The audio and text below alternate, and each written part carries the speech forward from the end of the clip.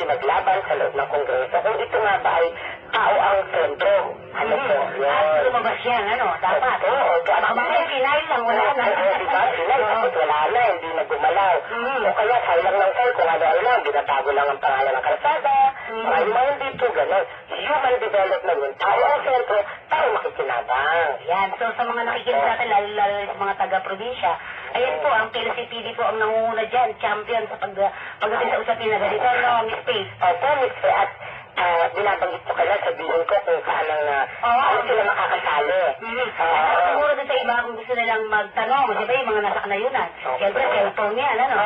Tatanong, baka magtanong sila, di ibigay na natin lahat, Miss Pace? Opo, maaari po kayong tumawag ng mga telepono sa PLCPD office.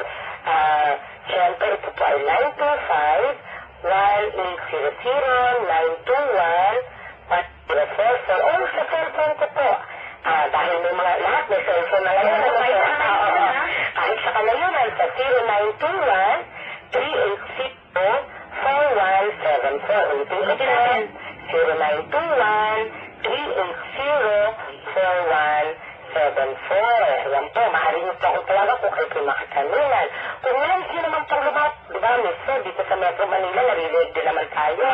Oo, dito naman po, at may access kayo sa internet, pwede po kayo mag-log on sa website ng PLCPD. Nandun na po lahat ng impormasyon, ng konferensya. Nandun din po ang registration form.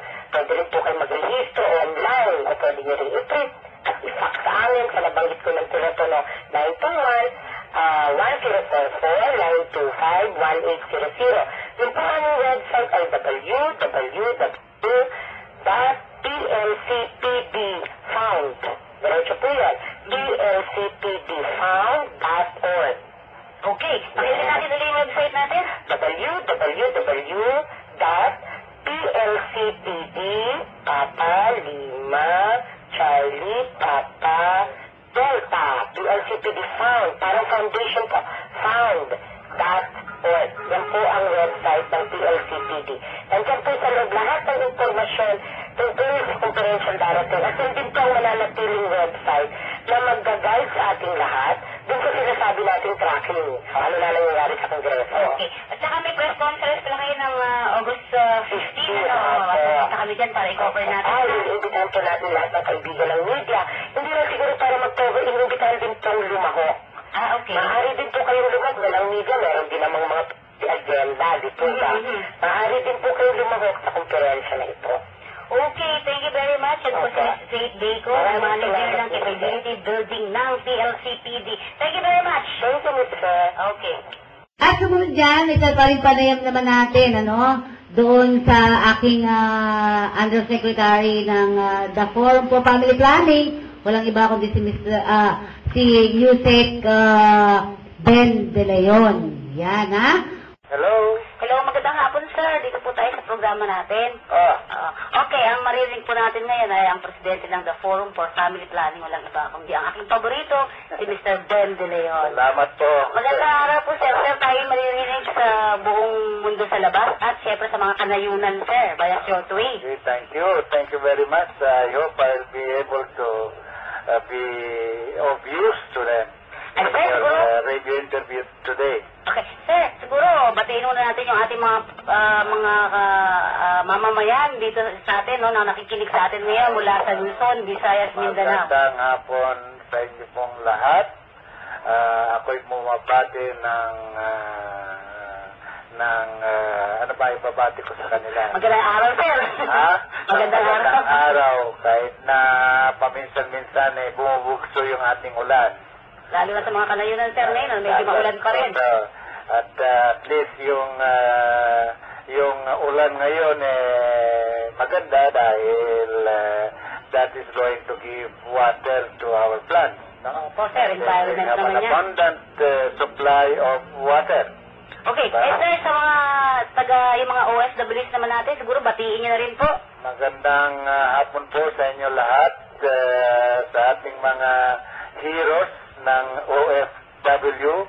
Because of you, your remittance to the Philippines has really helped economically our country. Okay, sir, babalik na tayo sa the Forum for Family Planning. Ano na po ba update ngayon? Sir, may nabasa tayo, binigay sa atin to ng ng UNFPA, yung pag-alis daw ng ilang mga yung mga nagbibigay nitong family planning. Medyo ipe-phase out na nila this year. So ano po ang niyo dyan, comment niyo dyan? Nako, this is a serious problem eh. Kasi pag nawala na yung contraceptives natin towards the end of the year, magkakaroon tayo ng worst tuyok ng ating contraceptives, ano? Lalong dadami ang ating abortion cases dito sa Pilipinas. Yun po yung medyo problema natin, yung abortion. Problema natin, yung abortion.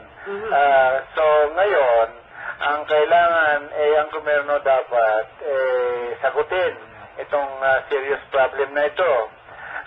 Now, sinagot naman ng gobyerno natin, merong 180 million pesos for artificial family planning nasa budget natin for 2007. Ang latest is that the Department of Health, which is the implementing agency for these funds, meron na silang mga guidelines that should be the parang Bible ng mga regional offices ng Department of Health. Ngayon, ang latest ko is that kailangan o yata ang clearance sa ating Pangulo ng Pilipinas. So may suporta kaya tayo makukuha naman? Well, I look forward to that support. Kung hindi siya susuportahan, kung hindi siya masuporta, medyo masama yan dahil yung mga ating mga kawiwinan, ating couples of reproductive ages, including the individuals who want to practice a method of family planning, will be deprived of that services. So, sir, sa ngayon, ano ba ginagawa natin itong the Forum for Family Planning? Ano po ginagawa natin ngayon tungkol dito? Okay, on Tuesday, meron tayong usapang PubDev. This is the fourth series na yung Forum for Family Planning is implementing under the support of UNFPA.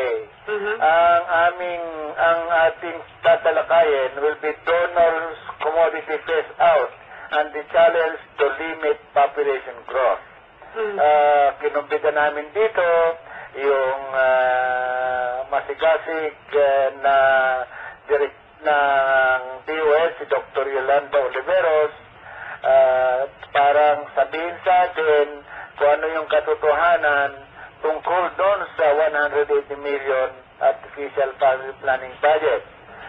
Also, kinumbina natin si Dr. Judith Milgar ng Likhahan, parang sabihin niya sa atin, sa media, kung ano yung implication ng walang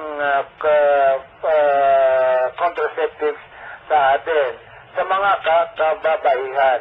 At ang request ko si Dr. Milgar ay magdala siya ng 3 babae na parang sila ang witnesses na why it is important for government to really provide the budgetary resources for family planning.